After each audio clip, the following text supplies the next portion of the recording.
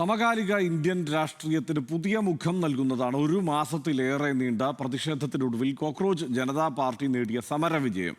രാജ്യം കണ്ട ജെൻസി വിപ്ലവം എന്ന നിലയ്ക്കാകും CJP നേതൃത്വം നൽകിയ വിദ്യാർത്ഥി പ്രക്ഷോഭത്തെ ചരിത്രം അടയാളപ്പെടുത്തുക. തുടക്കം മുതൽ ഒടുക്കം വരെ ഉന്നയിച്ച ആവശ്യങ്ങളിൽ വിട്ടുവീഴ്ചയില്ലാതെ ഉറച്ചു നിന്നതോടെയാണ് പാറ്റക്കൂട്ടത്തിന് മുന്നിൽ കേന്ദ്രത്തിന് മുട്ടുമടക്കേണ്ടി വന്നത്.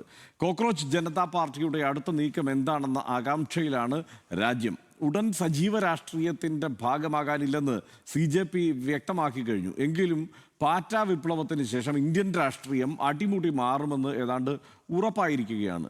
എന്തെല്ലാമാണ് ആ മാറ്റങ്ങൾ എന്നാണ് ന്യൂസ് ആംഗിൾ പരിശോധിക്കുന്നത്. ഡൽഹിയിൽ നിന്ന് ശരത് ലാൽ ചേരുന്നുണ്ട്. ശരത്ത്, എന്തായാലും പ്രത്യയശാസ്ത്ര പ്രതിബദ്ധതയോടെ മുന്നോട്ട് പോകുന്ന ഒരു സർക്കാരിന് ആ സർക്കാരിൻ്റെ പരിപാടികളിൽ മാറ്റം വരുത്തിക്കൊണ്ടുള്ള ഒരു നിലപാട് സാധ്യമല്ല. അതുകൊണ്ട് തന്നെ ഈ നീറ്റ് ചോദ്യപേപ്പർ ചോർച്ച എന്നതിൽ തട്ടി ധർമ്മേന്ദ്ര പ്രധാൻ പോയാലും ഭരണത്തിൻ്റെ സ്വഭാവം അങ്ങനെ തന്നെ ആയിരിക്കുമോ?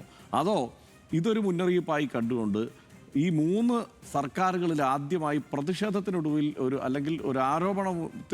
ആരോപണം നേരിട്ടുകൊണ്ട് ഒരു മന്ത്രി രാജിവെക്കേണ്ടി വന്ന സാഹചര്യത്തിൽ കൂടുതൽ സൂക്ഷ്മതയോടെയുള്ള നീക്കങ്ങൾ ഉണ്ടാകുമോ? മന്ത്രിസഭയിൽ അഴിച്ചുപണി ഉണ്ടാകുമോ?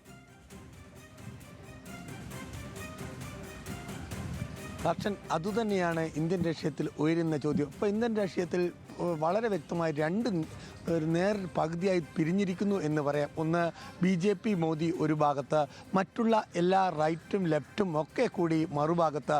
ഈ തരത്തിലേക്ക് കാര്യങ്ങൾ ഈ പാറ്റാ സമരത്തെ തുടർന്ന് മാറിയിരിക്കുന്നു എന്ന കാര്യത്തിൽ യാതൊരു സംശയവുമില്ല. പ്രധാനപ്പെട്ട കാര്യം മധ്യവർഗം ഈ CJPയുടെ സമരത്തിൻ്റെ പിന്നിൽ മധ്യവർഗമാണ്, മധ്യവർഗത്തിലുള്ള യുവാക്കളാണ്, വിദ്യാർത്ഥികളാണ് എന്ന തിരിച്ചറിവ് കൂടിയാണ് വളരെ പെട്ടെന്ന് തന്നെ ഇത്തരമൊരു പാറ്റയ്ക്ക് അല്ലെങ്കിൽ കീഴടങ്ങുന്ന പാറ്റയുടെ ആവശ്യങ്ങൾ എല്ലാം അംഗീകരിക്കുന്ന രീതിയിലേക്ക് മോദി സർക്കാരിനെ എത്തിച്ചത്.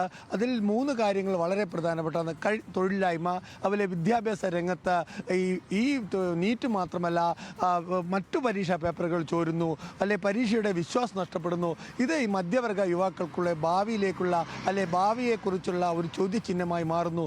അത് രക്ഷിതാക്കളിലേക്ക് പകരുന്നു. ഇതിൻ്റെയൊക്കെ ഒരു മൊത്തത്തിലുള്ള ഒരു അവലോകനത്തിൻ്റെ അല്ലെങ്കിൽ അതിൽ കൂടി ഒരു പൊട്ടിപ്പുറപ്പെട്ട ഒരു പുകയാണ് പാറ്റയുടെ സമരം എന്ന് വിലയിരുത്തിയതാണ് ഇപ്പോൾ ഇത്തരമൊരു നീക്കത്തിനും അല്ലെങ്കിൽ ഈ ഒരു തിരിഞ്ഞു നോക്കലിനും നരേന്ദ്രമോദിയെ പ്രേരിപ്പിച്ചതെന്ന് പറയേണ്ടി വരും. വളരെ പ്രധാനപ്പെട്ട കാര്യം, ഈ പാർലമെൻറ്റ് തുടങ്ങുമ്പോൾ ഏറ്റവും ആത്മവിശ്വാസമുള്ള പാർട്ടിയായിരുന്നു BJP. കാരണം തൃണമൂൽ കോൺഗ്രസിൽ നിന്നും അതേപോലെ തന്നെ ശിവസേനയിൽ നിന്നുള്ളൊക്കെ MPമാരുടെ എണ്ണം കൂട്ടുകയും വളരെ വളരെ വളരെ ശുഷ്കാന്തിയായി മാറിയ പ്രതിപക്ഷത്തിനെ നേരിടാൻ ഉറച്ച് ആത്മവിശ്വാസത്തോടെ വന്ന ഒരു പാർട്ടിയാണ് BJP.